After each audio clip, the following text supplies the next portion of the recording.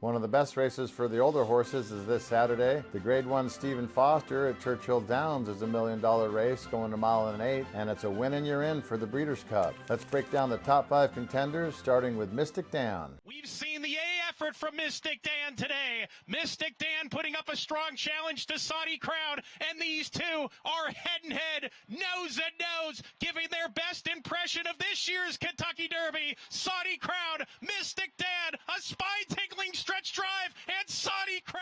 The Kentucky Derby winning team, Kenny McPeak and Brian Hernandez, bring the son of Golden Sense into this one. He started his 4-year-old campaign off so far rock solid. He had a second in the Lake Chia Stakes, 2 back, where he had a thrilling stretch run with Saudi Crown just to be nosed out at the wire. He then came back for the Grade 3 Blame Stakes, where he put away Antiquarian. People don't generally talk about Brian Hernandez as one of the top jockeys. Can't overlook the fact that he can run a big race on the rail just like he did in the Kentucky Derby. I think his speed figures might be a little light for this one, a 101 and 99 buyer in his last 2 respectively, and he'll probably be trying to track the trip and get first run at the leaders. I like the jockey and trainer combo here, and I think he needs to improve a little bit, and he probably can. The problem is these horses are ultra dangerous, and I'm going to look elsewhere. Don't forget to subscribe, and make sure to pick up my Stephen Foster full day race card. It's all 12 races, and it's under $3 a race. Links in the description below.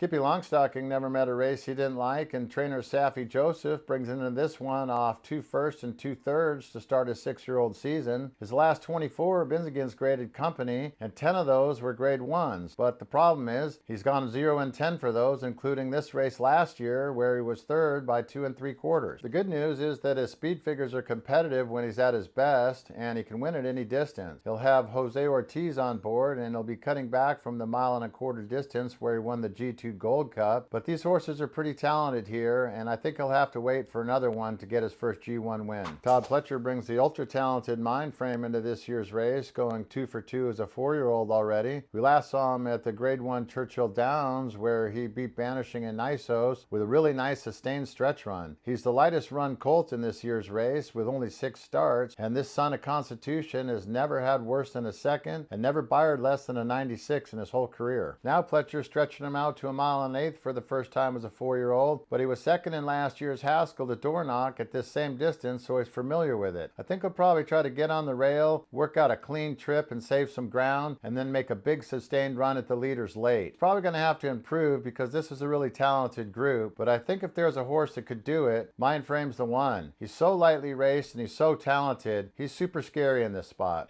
Forever Young, Sierra Leone close to home. Sierra Leone does it in the Breeders' Cup. Sierra Leone, out of Gun Runner and trained by Chad Brown, comes into this one off a disappointing third in the Grade 2 New Orleans. But before that, we saw him win the Breeders' Cup, beating Fierceness by a length and a half and bying a career-high 112. He's going to get Flavian Pratt back in the irons and seems to do his best work with that jockey on board. But he's going to stick at a mile and an eighth, and I don't think this distance is really his preferred. Both his top buyers came at that 1.25 mile distance, and I think the extra length helps this horse come charging home. Talent's obviously there, and if you could get back to that Breeders' Cup form and those kind of numbers, he's going to be a real handful. But I don't think the pace really sets up perfectly for him in this one, and I don't like that 1.8 mile distance. So I'm going to go others here, although I do think he hits the board, probably underneath somewhere.